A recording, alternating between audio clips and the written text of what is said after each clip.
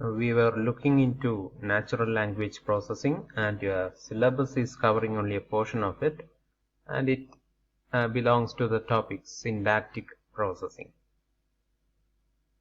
So most basic unit of a language or of a sentence in a language can be considered as a word. Even though words are formed with letters, a meaningful collection is called as a word because single letters doesn't have any meaning. By grouping these letters, we will be having meaningful words. In that sense, we can say that a unit of linguistic structure is a word. The basic unit of a linguistic structure is a word. We have seen that morphology refers to the study of structuring, and using these morphological techniques, we can construct or combine words to form more basic components or more meaningful units. For example, a word may consist of a root from addition of suffixes and prefixes. We can add some letters or even words, smaller subwords to a word at the end or at the beginning to form new units. For example, let us say front is a word. By adding ly to it, we get friendly, and if we add un in front of it, we get unfriendly. So likewise, we can extend the word to form new units.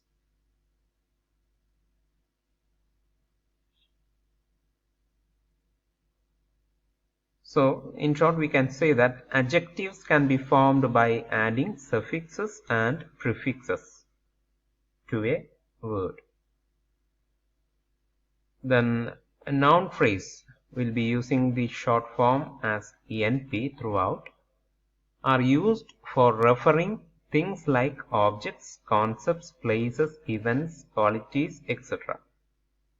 So these things can be referred using noun phrases, and we can form sentences. Usually we'll be using the letter S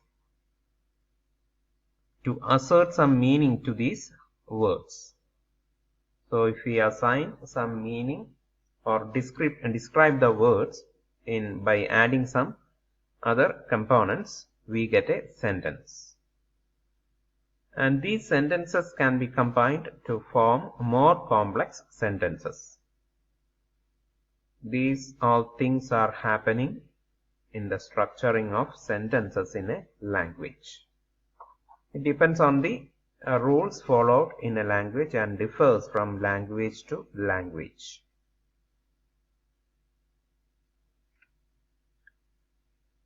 For examining the syntactic construct of a sentence, the following rules must be considered. One is the grammar. It is the formal specification of the structures allowed in the language. So grammar must be followed for structuring a sentence. Another one is the parsing technique. It is a method of analyzing a sentence to determine the structure according to the grammar. So these two things has to be taken care of while syntactic structuring of a sentence.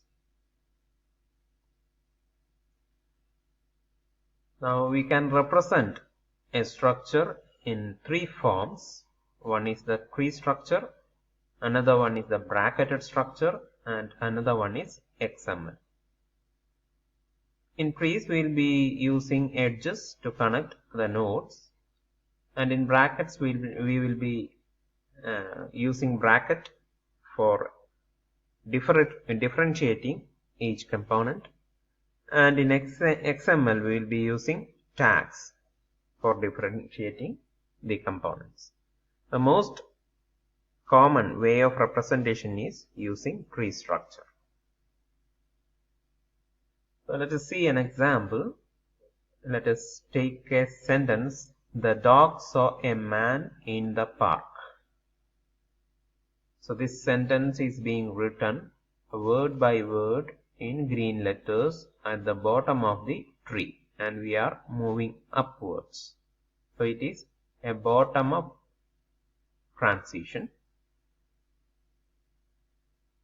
So according to the rules of the language, the can be considered as a determiner or article of this word dog, which is a noun. So determiner is a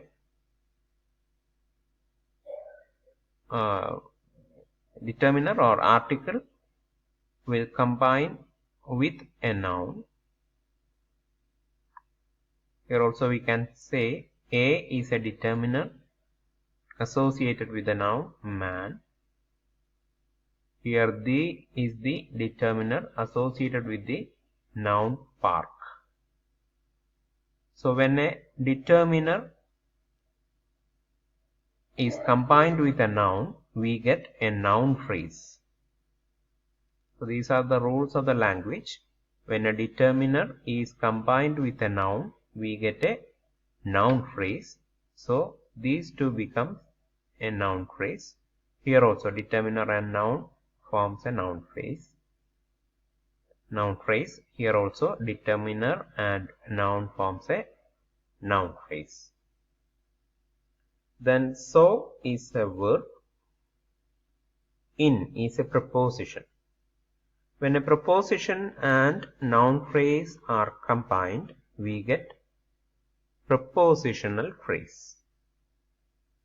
Preposition and noun phrase are combined to form a prepositional phrase. And we can combine a verb, a noun phrase, and a prepositional phrase, prepositional phrase to form a verb phrase. So these are all rules of the language, and when we combine a noun phrase with a verb phrase, we get a sentence.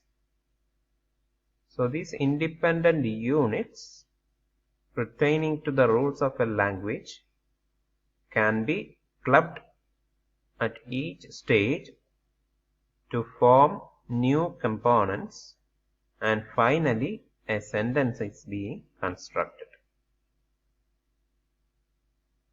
So this form of movement is known as bottom-up treatment. So this may be different from language to language. For example, if we consider Malayalam and English, we can say that Njan Chaya Kudichu in Malayalam can be translated into English as I drank tea. Now if we consider the basic units of a language, Njan becomes noun, Chaya is also a noun, Kudichu is a verb. So the sequence here is noun, noun, verb, whereas it is not the case with English. The sequence have been shuffled because here I is a noun, drank is a verb, and tea is another noun. So the sequence here is noun, verb, noun. So the sequence of these units depends on the rules of the language. So it is different. English and Malayalam are entirely different in forming the sequence of these units. So certain symbols are expanded in the tree. We have seen the tree before 2 slides. So the symbols are being expanded when we move from top to bottom. Let us view that once more. Here S is being expanded to NP and VP. NP into determiner and noun. VP into verb, noun phrase, and prepositional phrase. NP as a determiner and noun. Then here again NP as determiner and noun. So the symbols are being expanded in the tree by a sequence of other symbols. All the nodes which represent symbols are valid symbols. A set of rules can be asserted from the tree structure, and it can be written as, suppose S is being expanded to NP and VP, and NP is expanded to determiner and N. Verb phrase is expanded with a verb, noun phrase, and prepositional phrase. Prepositional phrase is expanded to preposition and noun phrase. Now if we examine these set of rules, we can have a left hand side and a right hand side. And if we look close into this structure, the left hand side is having only one element, whereas the right hand side can have more than one element. It can be one element also, as with the example that we have, we don't have any right hand side character which is having only one element. So basically on the right hand side we can have one or more elements, but on the left hand side we can have only a single element.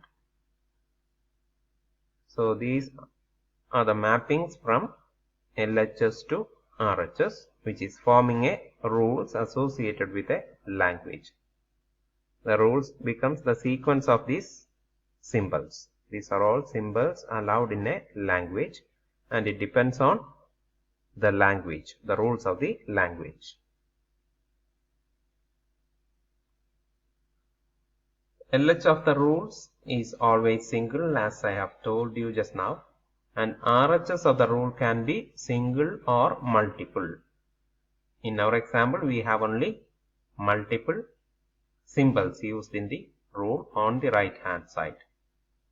Here S is consisting of noun phrase followed by verb phrase. So NP, after that VP is coming in English. Our example is with respect to the English language. Then NP consists of a determiner followed by a noun phrase. VP consists of a verb followed by a noun phrase, which in turn is followed by a prepositional phrase. So these are all the right hand side corresponding to the symbol on the left hand side. So we can say that a left hand side symbol can be expanded into one or more symbols on the right hand side. So in general, these rules can be symbolized in this form. A left hand side symbol can be a sequence of right hand side symbols, symbol 1, symbol 2, symbol 3, etc., symbol n, where n can be greater than or equal to 1. In this general symbolic form, this is the left hand side and this is the right hand side. So we will be having a left hand side, and matching to it we will be having a right hand side. The number of symbols on the left hand side is 1, and it can be one or more than one on the right hand side. The symbols that cannot be decomposed further in a grammar, such as noun, verb, determiner, preposition, etc. In our example, we are having many symbols which cannot be divided or expanded further. Such symbols are known as terminal symbols, and other symbols which can be expanded in the next stage is called as non-terminal symbols. So with our example, the noun phrase, verb phrase, prepositional phrase and sentence are all non-terminal symbols, whereas the noun, verb, determiner and preposition, which cannot be expanded further, are all terminal symbols. So we can form this structuring in two ways. One is the top-down parsing, another one is the bottom-up parsing. The top-down parsing begins with the starting symbol S. We are beginning from the top and reaching at the bottom. So it begins with the symbol S, as in the tree structure we have just seen. And we will be rewriting each of the symbols using the rules available, because S was a symbol in our rule set, and this can be expanded.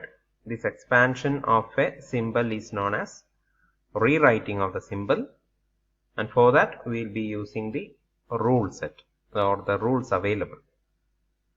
So the symbol becomes an entity on the left hand side. We have to take the corresponding sequence of symbols on the right hand side. So corresponding to S, we have to take the right hand side, from where we can have the noun phrase and the verb phrase. Likewise, we can expand each of the symbols in the tree structure. This process is repeated until all the symbols are terminal symbols, because we cannot have an expansion of terminal symbols. That is the definition we have just made. Any symbol which cannot be further expanded is called as a terminal symbol. So we will be rewriting the symbols in sequence of symbols form until we reach each of the terminal symbols. Then these terminal symbols are replaced with corresponding words. So we can replace the terminal symbols after expansion of symbols by using word.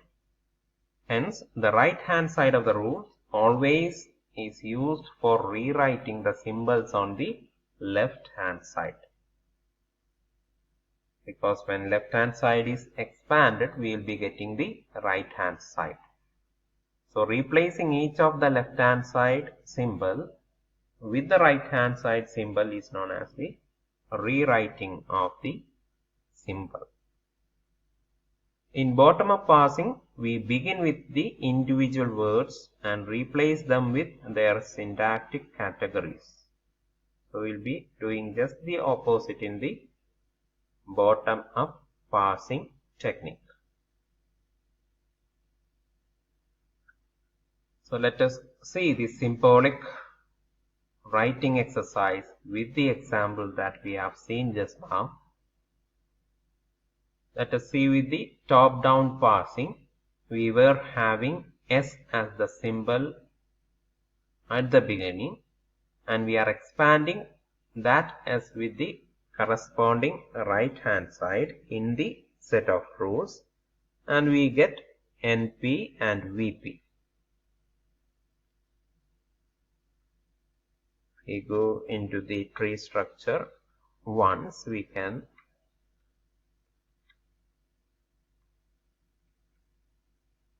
see here S is being expanded as NP and VP, and NP will be expanded to DET and N. Wherever NP is coming, we can expand using DET and N.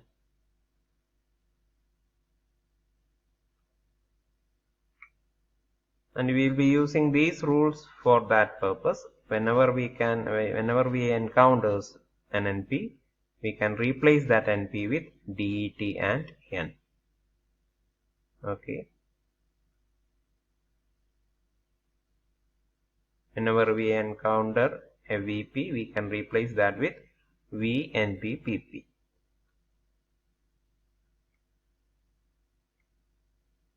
So let us do the exercise. So NP can be replaced with DET and N, and VP will be remaining as it is.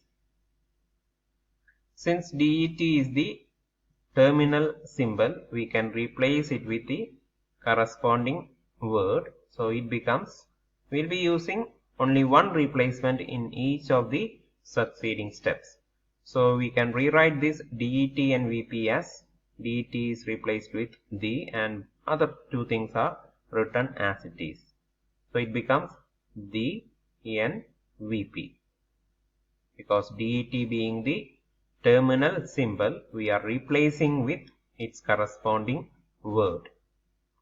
When we consider this, N is a terminal symbol, whereas VP is not a terminal symbol. So we are rewriting the terminal symbol with its corresponding word.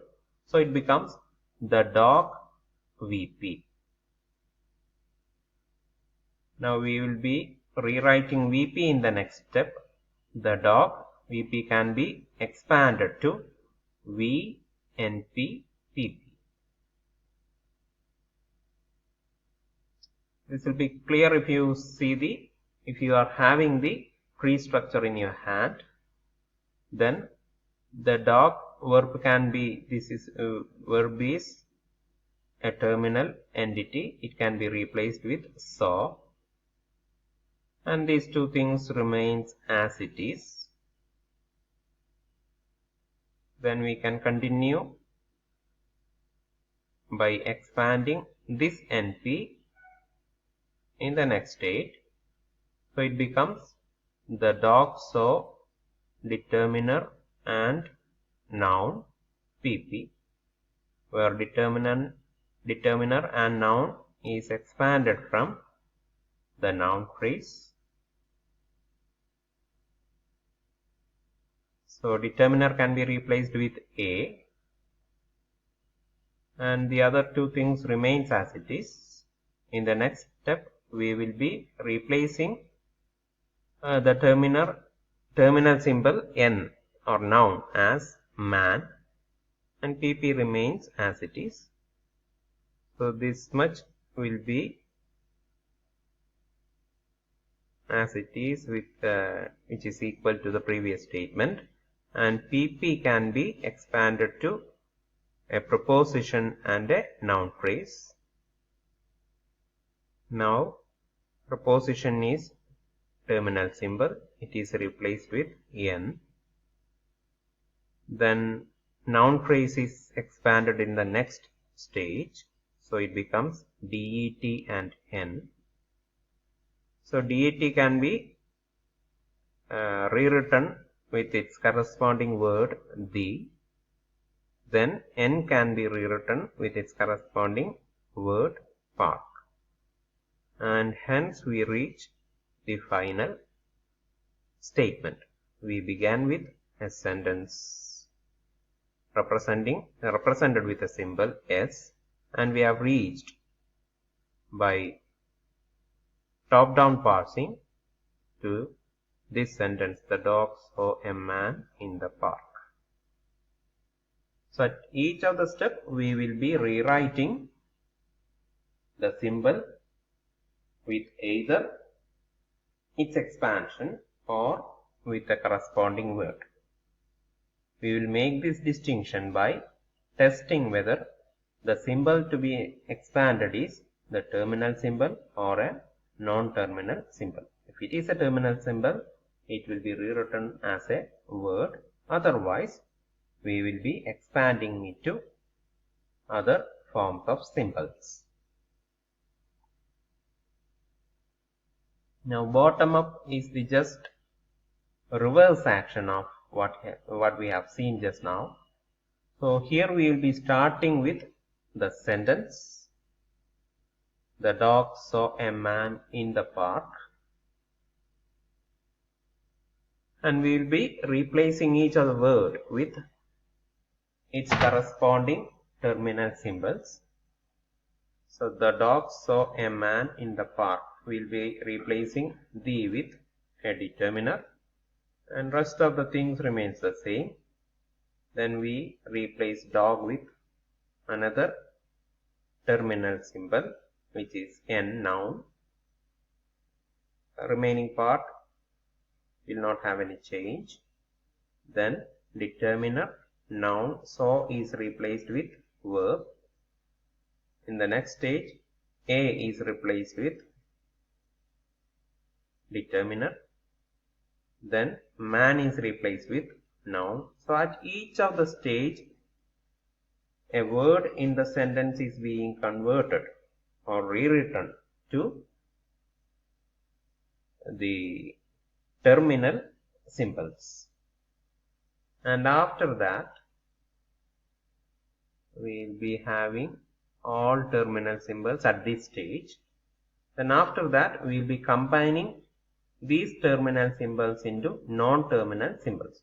So det and n is being converted into noun phrase.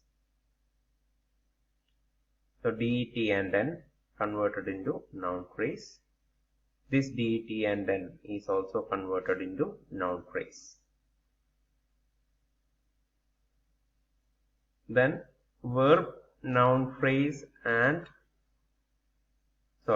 this P and NP can be converted into PP, prepositional phrase. Then V, NP and PP can be converted into verb phrase. Then noun phrase and verb phrase can be combined to form a sentence S. So this is how bottom up transformation is being or parsing is being done.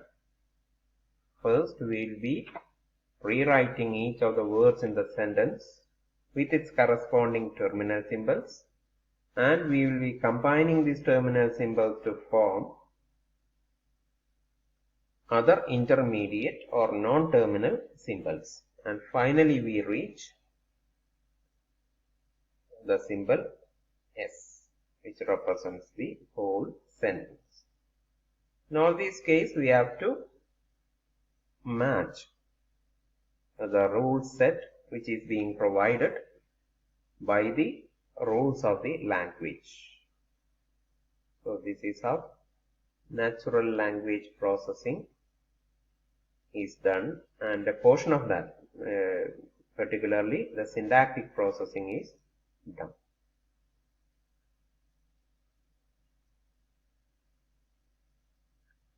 And there is yet another form of representation for facilitating the visualizing purpose of the grammar. We can consider a small sentence like Shyam ate mango. So here the sentence Shyam ate mango can be represented as a symbol S, which is having Shyam as a noun and remaining ate mango as another symbol S1, and this S1 can be written as ate, a verb, and another symbol where that symbol represents a noun. So mango is a noun, ate is a verb, Shyam is another noun.